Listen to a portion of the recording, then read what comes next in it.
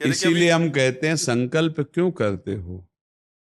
पता नहीं शाम तक जीवित रहें कि ना रहें, हमें भरोसा नहीं, तो हम संकल्प क्यों करें?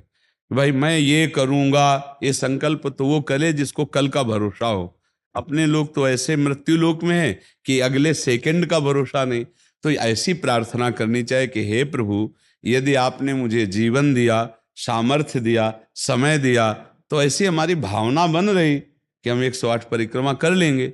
और अगर नहीं समय, नहीं शरीर सामर्थ्य रही, तो हम एक को नहीं करेंगे, तो कोई अपराध नहीं लगेगा। अगर संकल्प ले लिया कि अब 108 करेंगी, तो अब करना चाहिए। फिर देखो, संकल्प पूरा करना चाहिए।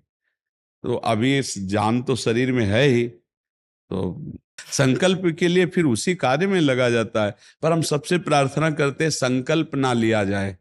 कभी कोई अगर नियम लेने की बात हो तो ये जरूर छूट दे दे कि हे प्रभु, यदि हमारा स्वास्थ्य ठीक रहा, हमारा जीवन रहा, तो हम आपके ऐसा कर लेंगे। और अगर नहीं रहा तो आपने कोई संकल्प किया नहीं, तो पाप नहीं लगेगा।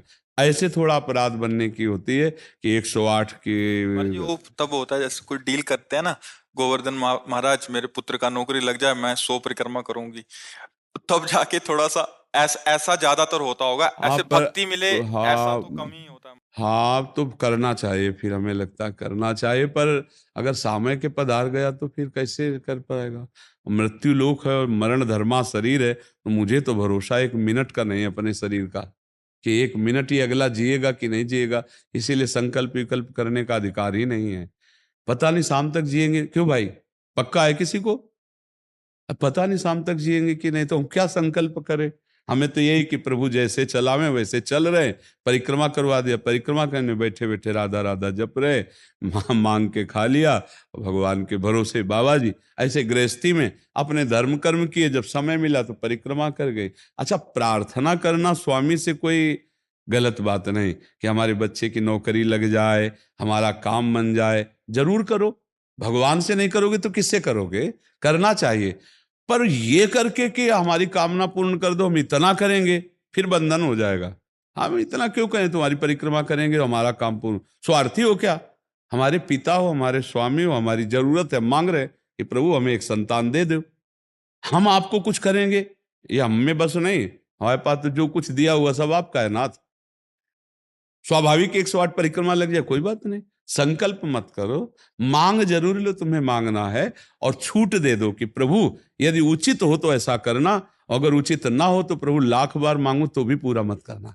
ये भक्तों की मांगे होती हैं, ये सत्संगियों की मांगे होती है कि नाथ मेरी आवश्यकता तो है, पर अगर आपको उचित लगे तो आप दे देना, और अगर उचित ना लगे तो मेरे मांगने पर भी आप ना देना। ये जब ये बात बनी रहती है कि जितना नाम जप होना चाहिए उतना नहीं होता, उतना, ये बात तो हमारे में भी है।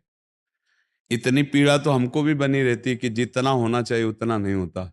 इतनी पीड़ा हम अपने गुरुदेव भगवान में भी देखी। एक दिन उन्होंने कहा क्या बताएं, जीवन निकल गया, छक के नाम जपने को नहीं हुआ, रात दिन मंत्र में नाम में लगे गए, रात दिन 10 वर्ष समीप रह के सेवा में रहे। तो देख, बोले क्या बताऊं, पूरी जिंदगी निकल गई, छक के नाम जपले को नहीं मिला।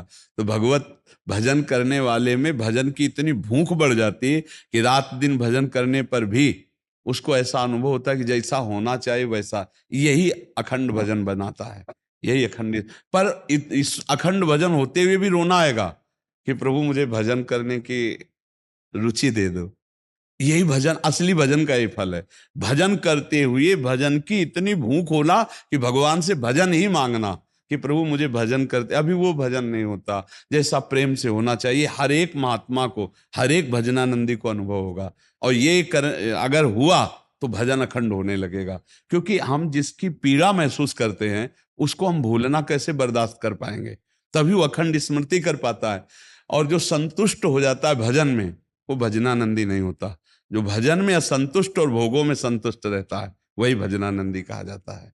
अपनी बात कहते हैं, मुझे तो गुरुदेव ने संभाला, नहीं तो साधन भजन हो रहा था, पर वो अहंकार जनित था। जब गुरुदेव ने कृपा करी तो हमारे अहंकार को चकनाचूर हुआ। तब ये बात समझ में आई कि गुरु कृपा से मोक्ष मूलम गुरु कृपा। गुरुदेव भगवान साक्षात करुणा में प्रियालाल के स्वरूप हैं। वो जब कृपा करते हैं तो अहंकार नष्ट हो जाता है, और अहंकार नष्ट होते ही दैन्यता आ जाती है। और प्रियालाल को दैन्यता बहुत प्रिय है, और वो